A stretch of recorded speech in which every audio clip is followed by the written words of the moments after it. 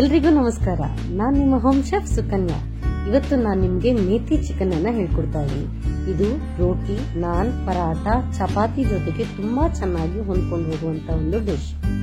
ಹಾಗಾದ್ರೆ ಬನ್ನಿ ಮೇಥಿ ಚಿಕನ್ ಅನ್ನ ತಯಾರಿಸೋಣ. ಮೊದಲಿಗೆ 2 ಚಮಚದಷ್ಟು ತುಪ್ಪವನ್ನ ಹಾಕಿ ಬಿಸಿ ಮಾಡಿಕೊಳ್ಳಿ.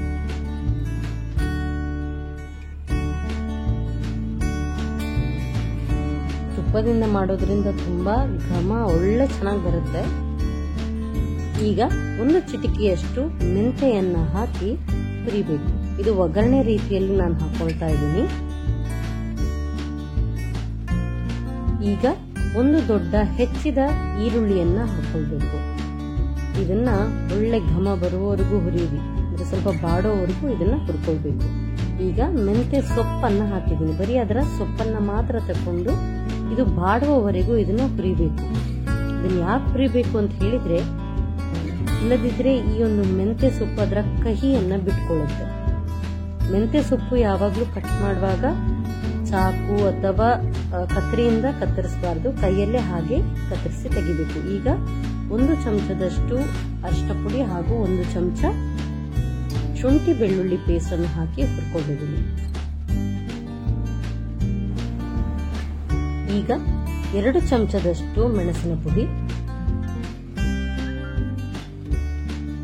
ಅಥವಾ ನಿಮ್ಮ ಅನುಸಾರವಾಗಿ ಹಾಕೊಳ್ಬಹುದು. 1 ಚಮಚ ಧನಿಯಾ ಪುಡಿ, ಅರ್ಧ ಚಮಚದಷ್ಟು ಗರಂ ಮಸಾಲೆ, ಇಷ್ಟನ್ನ ಹಾಕಿ ಹುರ್ಕೊಳ್ಳಿ.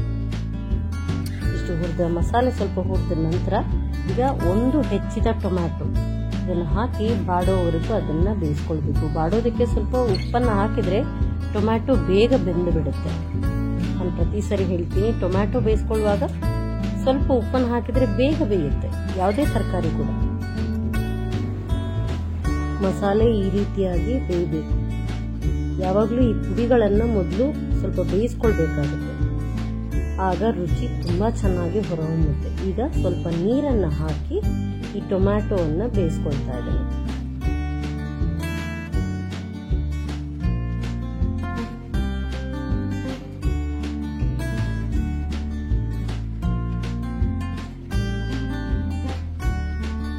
ಈಗ ಎಣ್ಣೆ ಸೈಡಲ್ಲಿ ಬಿಟ್ಕೊಳ್ತಾ ಇದೆ ಅಂತ ಹೇಳಿದ್ರೆ ಮಸಾಲೆ ಚೆನ್ನಾಗಿ ಬಂದಿದೆ ಅಂತ ಅರ್ಥ. ಈಗ ಕೋಳಿ ಮಾಂಸವನ್ನ ಅರ್ಧ ಕೆಜಿಯಷ್ಟು ಕೋಳಿ ಮಾಂಸ ತಗೊಂಡಿದ್ದೇನೆ. ಇಷ್ಟನ್ನು ಹಾಕಿ ಚೆನ್ನಾಗಿ ಮಸಾಲೆ ಜೊತೆ ಮಿಕ್ಸ್ ಮಾಡಿ ಬೇಯಿಸ್ಕೊಳ್ಬೇಕು. ಸ್ವಲ್ಪ ನೀರನ್ನು ಹಾಕಿ ಬೇಯಿಸ್ಕೊಳ್ಳಿ. ಕೋಳಿ ಮಾಂಸ ಬೇಯಿಸುವಾಗ ಹೆಚ್ಚು ನೀರು ಹಾಕ್ಬೇಕಂತಿಲ್ಲ, ಯಾಕಂತ ಹೇಳಿದ್ರೆ ಕೋಳಿ ಅದರ ಜ್ಯೂಸಸ್ ಅನ್ನು ಬಿಟ್ಕೊಳ್ಳೋದ್ರಿಂದ ಒಳ್ಳೆ ಹಾಗೆ ಬೇಯುತ್ತೆ. ಇದು ನೋಡಿ ಎಷ್ಟು ಚೆನ್ನಾಗಿ ಬೆಂದಿದೆ. ಈಗ ಮೊದಲೇ ನಾನು ಸ್ವಲ್ಪ ಒಂದು 5 ರಿಂದ 10 ಗೋಡಂಬಿಯನ್ನ ನೆನೆಸಿಟ್ಟು ರುಬ್ಕೊಂಡಿದ್ದೀನಿ. ಇದನ್ನ ಕೂಡ ನಾನೀಗ ಸೇರಿಸ್ಕೊಂಡಿದ್ದೆ.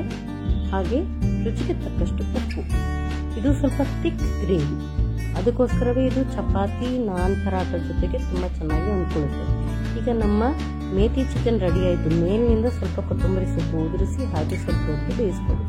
ಈಗ ನೋಡಿ, methi chicken ready to serve.